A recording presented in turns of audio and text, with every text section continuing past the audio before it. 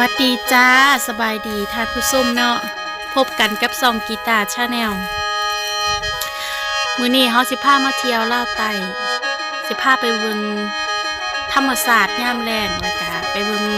วัดป่าผู้ดินเนาะไปชมบรรยากาศทุ่งนายามแล้งเฟื่องหอมๆท้องฟ้าแจ่มใสอย่างจังซี่สำหรับท่านใดที่แบบว่าอยากมาเฮ็ดบุญเนาะอยากมาทำบุญหมู่บ้านที่เข้ามานี่ชื่อว่าบ้านนาหวาเมืองโพนทองแขวงจำปาสัก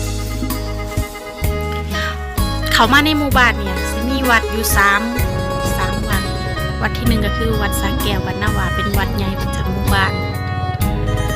อีกวัดหนึ่งก็จะอยู่ตีนผู้เนาะ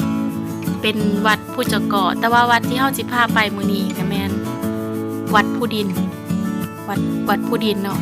ตั้งอยู่กลางทุ่งนาโอบล้อมไปด้วยภูเขาสวยงามพี่น้องถ้าท่านได้แบบว่าอยากมาเฮ็ดบุญจังซี่เนาะก็สามารถมาได้ตามทางที่เฮาสิพาไปเลี้ยวไม่ไล่สิทิมรายละเอียดการมาเฮ็ดบุญอยู่ที่วัดผู้ดินไหเนาะว่ามาจากไหนจังซี่นะธรรมศาสตร์งามพี่น้องนี่เป็นธรรมศาสตร์ยามแรกเนาะทางไปวัดจะประมาณนี้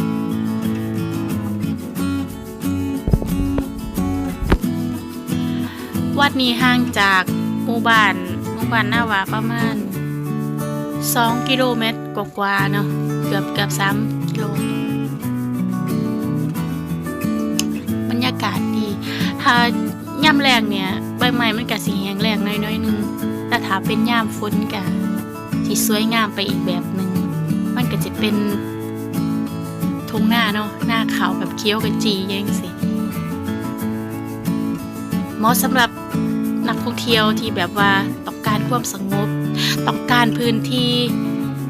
ทำบุญที่แบบบ่วุ่นวายอย่างจังซี่ทั้งวัดเพิ่นก็รับบริจาคแล้วแต่ศรัทธาไผสิมาถ่ายรูปเซลฟี่ซื่อๆก็ได้บ่ต้องบริจาคก็ได้หรือจังได๋ก็แล้วแต่ศรัทธาของแต่ละทานเนาะนี่ทำมาฮอดวัดแล้วอันนี้บรรยากาศบริเวณรอบวัดเนาะจะมีภูเขามีหยังจังซี่สวยงามเป็นกองเพลนะกองเพลของวัดป่าผู้ดิน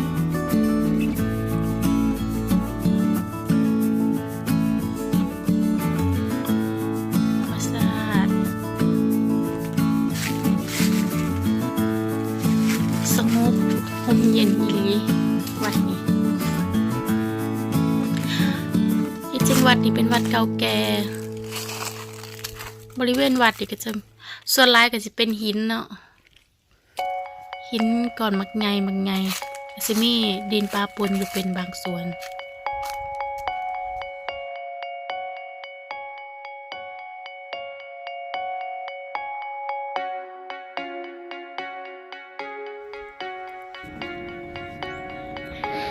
ศาลาหลังนี้ก็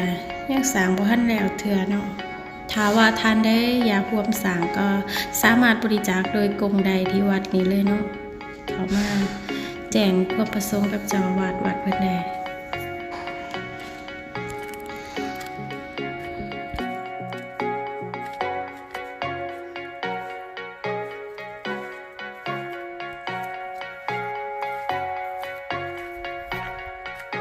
อย่างที่ส้มบริเวณวัดนะ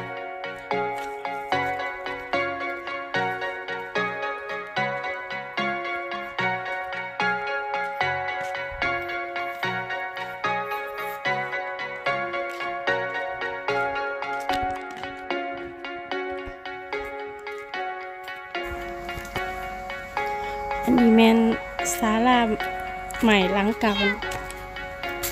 เป็นหน้าเนี้ย